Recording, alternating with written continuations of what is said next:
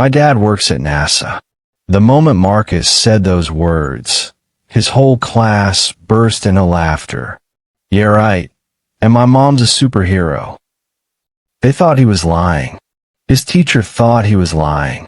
Even Marcus started doubting himself. But when a real astronaut walked into that classroom 30 minutes later, every single person who laughed was about to learn a lesson they'd never forget. 10-year-old Marcus Chun sat frozen at his desk, his cheeks burning crimson as waves of laughter crashed over him. Just moments ago, during the classroom's career day show and tell, he'd made what now seemed like a terrible mistake. When Mrs. Patterson asked students to share what their parents did for work, Marcus had proudly announced, "My dad works at NASA." The reaction was instant and brutal. Tommy Richards, the class clown, slapped his desk and howled, "Yeah, right. And my mom's a superhero." Sarah Mitchell rolled her eyes so hard they nearly disappeared.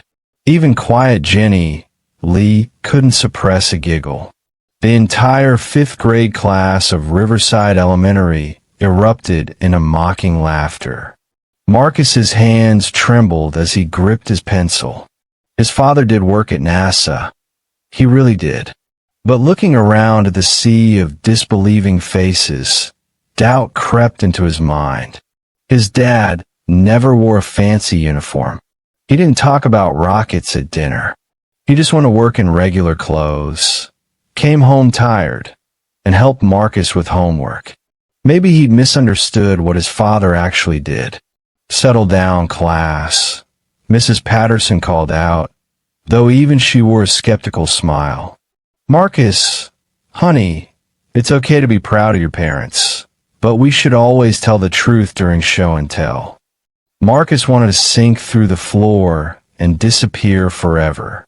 His throat tightened as he fought back tears. This was supposed to be his moment to shine, just like when Jessica bragged about her mother being a doctor, or when Kyle showed pictures of his dad's restaurant downtown. Everyone had believed them without question, but somehow his truth had become a joke. "Come on, Marcus," Tommy continued, his voice dripping with sarcasm. "What's your dad really do? Does he flip burgers at the space-themed diner on Main Street?" More snickers rippled through the classroom. Marcus felt his stomach twist into knots. He'd seen that diner before, with its plastic rocket ships and glow-in-the-dark stars on the ceiling. Is that what everyone thought he meant? Mrs. Patterson clapped her hands twice, trying to restore order. "That's enough, Tommy. Let's move on to the next student." She glanced at Marcus with a mixture of pity and disappointment that made him feel even worse. It was the same look she'd given Billy Thompson when he claimed he could speak 5 languages, but couldn't say more than hello in Spanish. Marcus slumped in his chair, making himself as small as possible.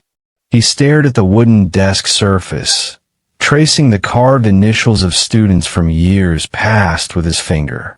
Behind him, he could hear whispered comments and muffled giggles. His best friend Jake, who sat 3 rows over, wouldn't even make eye contact. The betrayal stung almost as much as the laughter. The morning dragged on like torture.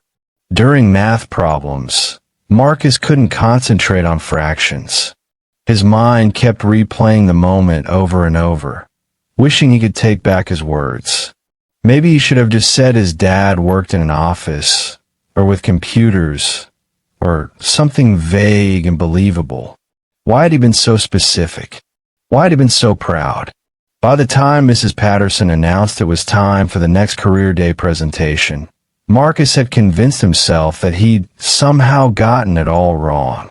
Perhaps his father had mentioned NASA once in passing, and Marcus had built an entire fantasy around it. Children did that sometimes, didn't they? They misunderstood things, exaggerated them in their minds, until fiction felt like reality. He thought about all the times he'd asked his dad about work, and how his father always kept answers simple. Just solving problems, he'd say, or working on some calculations.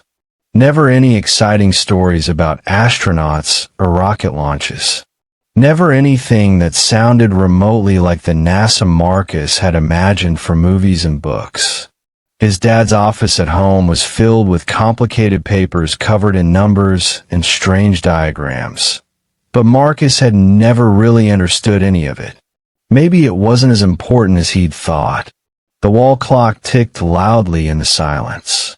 Marcus counted each second, wishing the school day would end so he could run home and hide in his room. He wanted to ask his father for the truth, but he was also terrified of what that truth might be.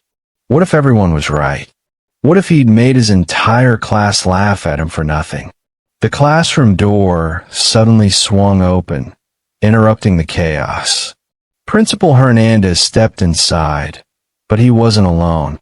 Behind him stood a tall African-American man in a crisp navy blue flight suit adorned with patches. The most prominent patch displayed the iconic NASA logo, the blue sphere with red chevron and white letters that everyone recognized. The laughter died instantly, replaced by stunned silence. "Excuse the interruption, Mrs. Patterson," Principal Hernandez said with an unusual excitement in his voice. "We have a very special guest today. This is Colonel James Mitchell, and he has something important to share with your class." "Wait, Mitchell?" Sarah's eyes went wide. That was her last name. But this couldn't be. Her dad was just a pilot, wasn't he? The man in the flight suit stepped forward, his presence commanding immediate respect. Multiple mission patches decorated his suit, along with badges Marcus didn't recognize. But it was the confident, warm smile that caught everyone's attention. "Good morning, students," Colonel Mitchell began, his voice rich and authoritative. "I apologize for dropping in unannounced, but I'm actually here for career day. You see, my daughter Sarah is in this class, and I wanted to surprise her." Sarah's jaw dropped. Her father was supposed to be flying commercial routes to Denver today. What was happening? The entire classroom seemed to hold its breath. 25 pairs of eyes were glued to the man standing before them, taking in every detail of his appearance. The flight suit wasn't just any uniform. It was clearly official, professional, and covered with patches that told stories of missions and achievements. One patch showed the International Space Station against a backdrop of stars. Another displayed what looked like a space shuttle. There were American flags, unit insignias, and technical emblems that none of the students understood but found mesmerizing nonetheless. Mrs. Patterson's hand flew to her chest in surprise. "Colonel Mitchell? We weren't expecting. Sarah never mentioned." She fumbled with her words, clearly as shocked as her students. Principal Hernandez simply grinned like someone who'd been keeping the world's best secret. Colonel Mitchell's eyes swept across the room with practiced ease, the same way he probably scanned instrument panels before mission. His gaze was kind but observant, taking note of each child's reaction. When his eyes briefly met Marcus's, the boy felt something shift inside him, a tiny flicker of hope that maybe, just maybe, his humiliation was about to transform into something else entirely. "I know this is unexpected," Colonel Mitchell continued, moving to stand beside Mrs. Patterson's desk. "I've been away on assignment for the past few months, which is why Sarah probably told everyone I was just a regular airline pilot. And technically, she wasn't wrong. I do fly, but not the kind of flights most people take for vacation." Tommy Richards, who had been so quick to mock Marcus minutes earlier, now sat rigidly in his seat, his face pale. The swagger and confidence had completely evaporated. Jenny Lee leaned forward, her earlier giggle forgotten, replaced by wide-eyed wonder. Even the usually distracted students in the back row were paying complete attention. Sarah remained frozen, her mind racing to piece together fragments of overheard phone conversations, her father's mysterious absences, and the times he'd dodged specific questions about his work. He'd always said he couldn't talk about certain things because they were classified or complicated, and she'd assumed he was just being boring and secretive like all parents seem to be. Now those vague answers took on an entirely different meaning. Principal Hernandez stepped forward, unable to contain his enthusiasm. "Class, Colonel Mitchell has been cleared to spend the next hour with you as part of career day. He's going to share some truly extraordinary experiences." He paused for dramatic effect. Colonel Mitchell is an actual astronaut. He's been to space. Twice. The classroom erupted, but this time not with mockery, with gasps of amazement and excited whispers. Several students started firing questions immediately, their hands shooting up so fast it looked like they were trying to take flight themselves. "Wait, you've been to actual space?" Kyle blurted out without raising his hand. "Did you see aliens?" Someone else called out. "Can you flow in the classroom right now?" asked another voice. Colonel Mitchell raised his hand with a gentle smile, and the room fell silent again. His authority wasn't harsh or demanding. It was the natural command of someone who'd made life or death decisions while orbiting Earth at 17,000 miles per hour. "I'll answer all your questions, I promise. But first, I need to address something important that I understand happened earlier in your career day presentations." Marcus's heart began to pound. How could this stranger possibly know about his terrible morning? His fingers gripped the edge of his desk until his knuckles turned white. Was this going to get worse somehow? Was Colonel Mitchell about to make an example of him for lying, even though he hadn't lied at all? The astronaut's eyes found Marcus again, and this time they stayed there. "Son, I heard you told your classmates that your father works at NASA. Is that correct?" Marcus could barely breathe. Every eye in the classroom turned to stare at him once more. He managed a tiny nod, his voice completely gone. "And they didn't believe you?" Colonel Mitchell walked to the front of the classroom, and Mrs. Patterson quickly cleared space for him. "I understand there was some confusion earlier about someone's parent working at NASA," he said, scanning the room until his eyes landed on Marcus. "Son, what's your name?" "M. Marcus Chun," the boy stammered. "And your father's name?" "David Chun." A knowing smile spread across Colonel Mitchell's face. "Dr. David Chun. I know him well. He's one of the most brilliant aerospace engineers in our division. In fact, he's currently working on critical propulsion systems for our Artemis missions, the program that's going to put humans back on the moon." The classroom collectively gasped. Tommy Richards's smug grin evaporated. Jenny Lee's mouth hung open. But he just looks like a regular dad," Marcus whispered, barely audible. Colonel Mitchell chuckled. "That's because the most important scientists at NASA often are regular people. They don't need fancy uniforms or public recognition. They're too busy solving equations, running simulations, and quite literally building the future of space exploration." He pulled out his phone and showed the class a photo. "This was taken last week at our mission control briefing. That's your dad, Marcus, explaining rocket thrust calculations to a room full of engineers and astronauts, including me." Marcus's eyes filled with tears, but this time from overwhelming relief and pride. The image on Colonel Mitchell's phone screen showed a large conference room filled with people in business casual attire, all focused intently on a presentation. At the front stood Marcus's father, pointing to complex diagrams on a massive screen. He wore the same khaki pants and button-down shirt Marcus had seen him leave the house in countless times. But in this photo, surrounded by attentive professionals and elaborate technical displays, he looked different somehow. Important, respected, exactly like someone who belonged at NASA. Your father doesn't wear a flight suit because he doesn't need to go to space for his work to matter, Colonel Mitchell explained, enlarging the photo so the students in the front row could see it better.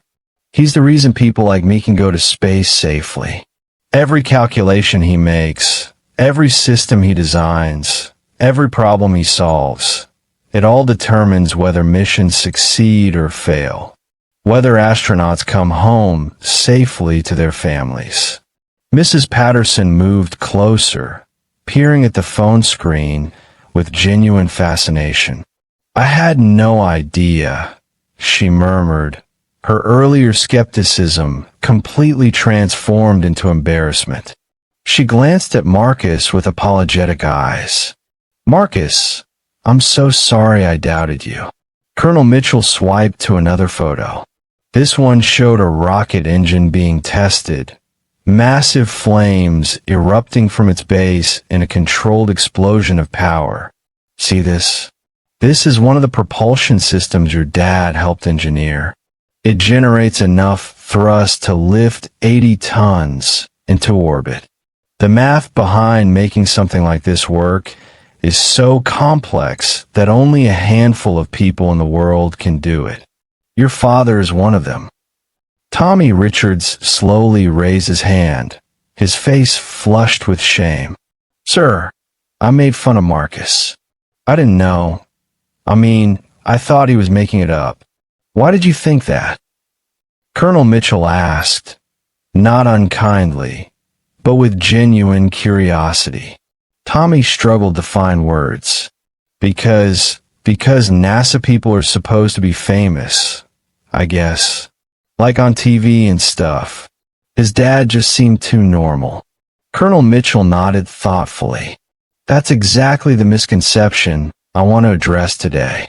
For every astronaut you see on television, there are 10,000 people working behind the scenes who you'll never hear about.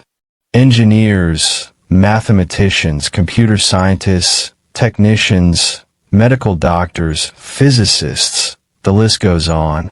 These people are the true backbone of space exploration. Dr. Chun is what we call a mission-critical personnel.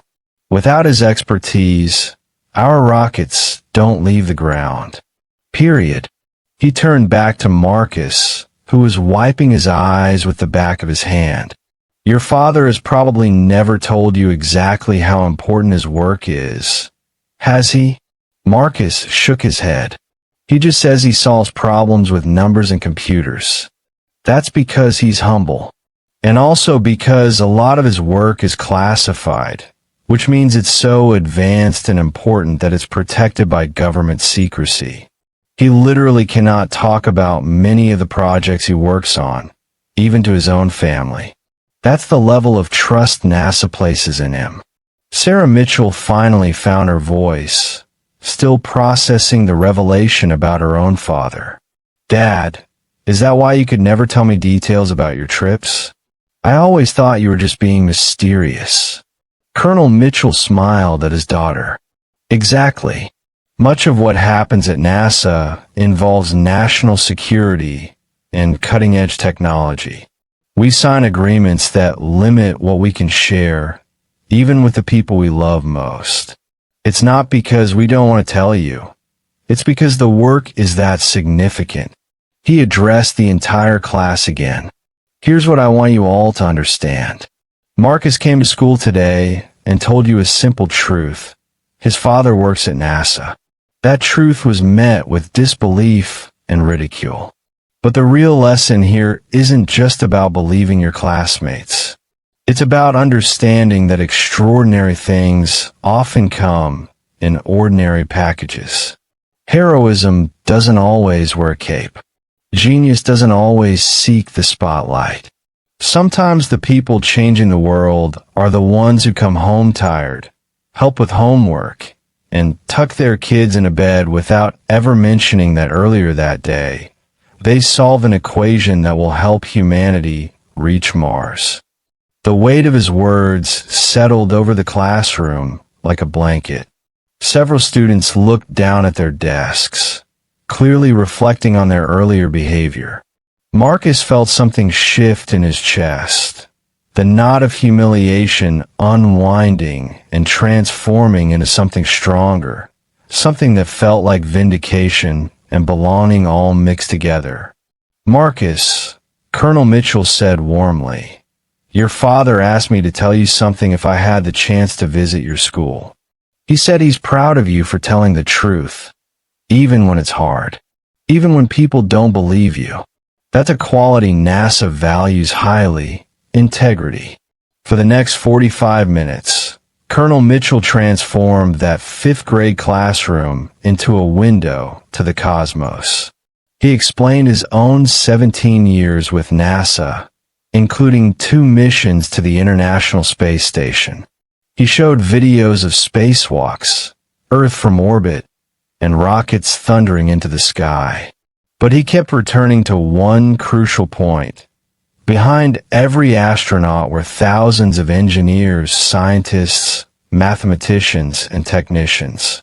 People like Marcus's dad, he emphasized. Without them, astronauts like me would never leave the ground.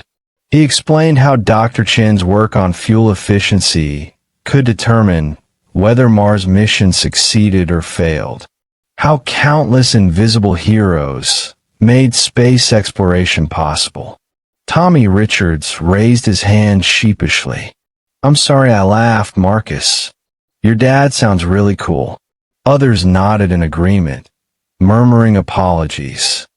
Marcus felt a warmth spreading through his chest that had nothing to do with embarrassment this time. Jenny Lee turned around in her seat and gave him a genuine smile, the kind that erased her earlier giggle from his memory.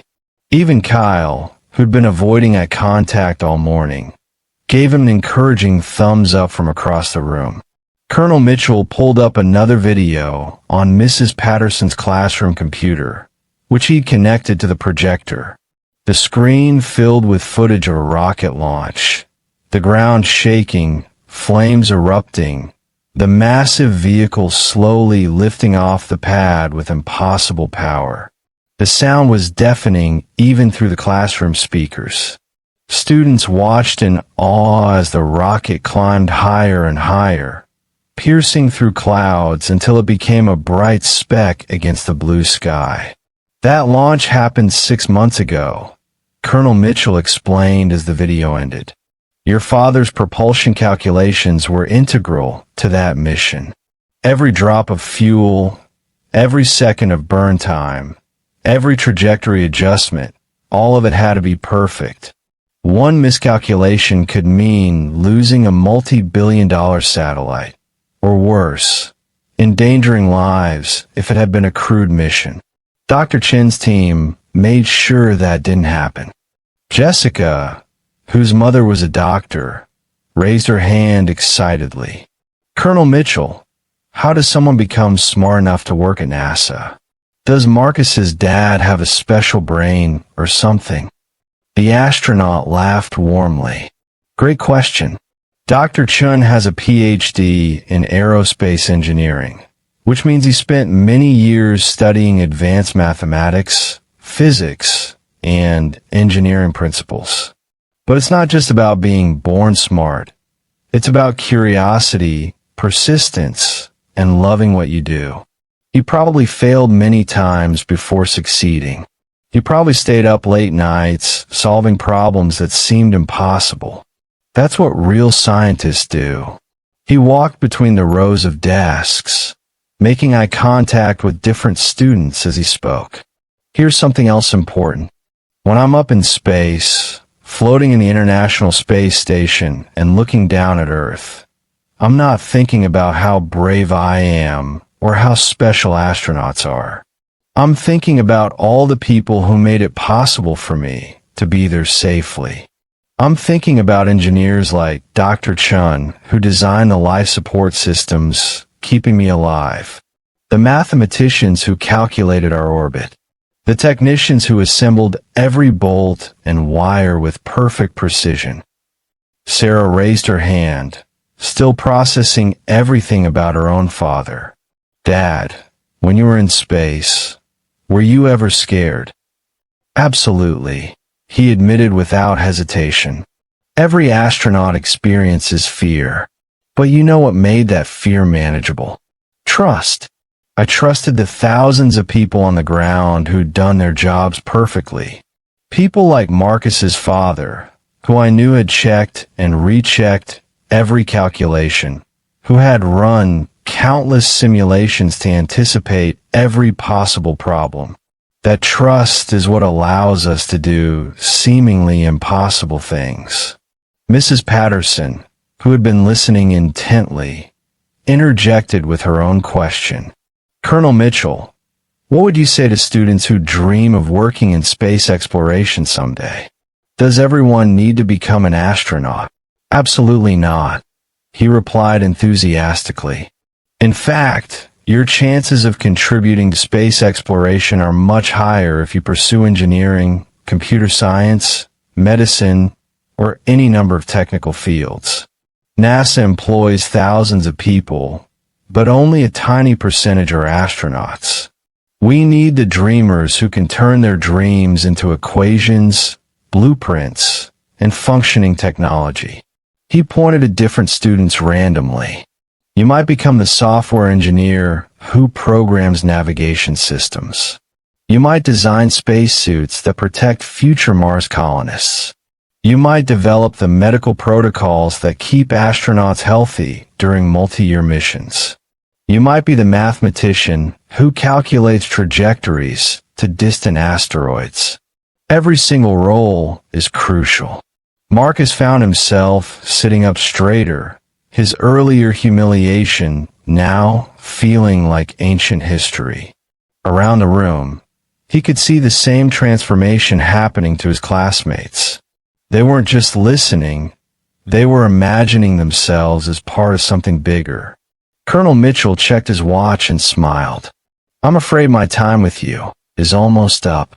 But before I go, I want to leave you with one final thought. Today, many of you learned that you were wrong about Marcus. You doubted him, and that doubt hurt him. But here's what I want you to remember. This happens to real scientists and engineers all the time. People doubt new ideas. They mock unconventional solutions. They laugh at dreams that seem too big. The difference between people who change the world and people who don't isn't intelligence. It's the courage to stand by the truth, even when everyone else is laughing. He looked directly at Marcus. You did that today. You told the truth about your father, even when it was hard. That's the kind of integrity that builds rockets and explores new worlds. Don't ever lose that. The classroom erupted in spontaneous applause, and this time it was for Marcus. When the bell finally rang for lunch, students mobbed Marcus with questions about his father. But the real surprise came when Colonel Mitchell knelt beside Marcus's desk. Your dad wanted me to give you something, he said, pulling a small mission patch from his pocket. This is from the Artemis program, the one he's helping build. He wanted you to know how proud he is that you told the truth today, even when nobody believed you. Marcus clutched the patch. His earlier humiliation transformed into something powerful, validation and pride. As students filed out, Sarah approached her father. Dad, why didn't you ever tell me you were an astronaut? Colonel Mitchell smiled. You never asked, sweetheart. Sometimes the most extraordinary things are hidden in plain sight. Just like Marcus's father, working quietly to reach the stars. That day, Riverside Elementary learned an unforgettable lesson. Heroes don't always announce themselves. Sometimes they wear regular clothes, help with homework, and change the world without anyone noticing. until someone believes in them enough to speak their truth. Marcus held the patch carefully in both hands, studying every detail. The embroidered design showed a rocket against a backdrop of the moon, with Artemis stitched in bold letters around the edge. It was real, official, and tangible proof of everything Colonel Mitchell had said. His fingers traced the stitching as other students crowded around to see. "Can I touch it?" Jenny Lee asked, her voice filled with reverence instead of mockery now. Marcus nodded, and several students gently ran their fingers over the patch, treating it like the precious artifact it was. Kyle whistled low. "Dude, your dad is literally helping build a rocket that's going back to the moon. That's insane. I know someone whose dad works at NASA," Tommy said, and this time there was no sarcasm in his voice, only genuine amazement tinged with regret. He shuffled his feet awkwardly. "Marcus, I was a real jerk earlier. I shouldn't have made fun of you like that. I didn't think it could be true because your dad seems so normal, you know?"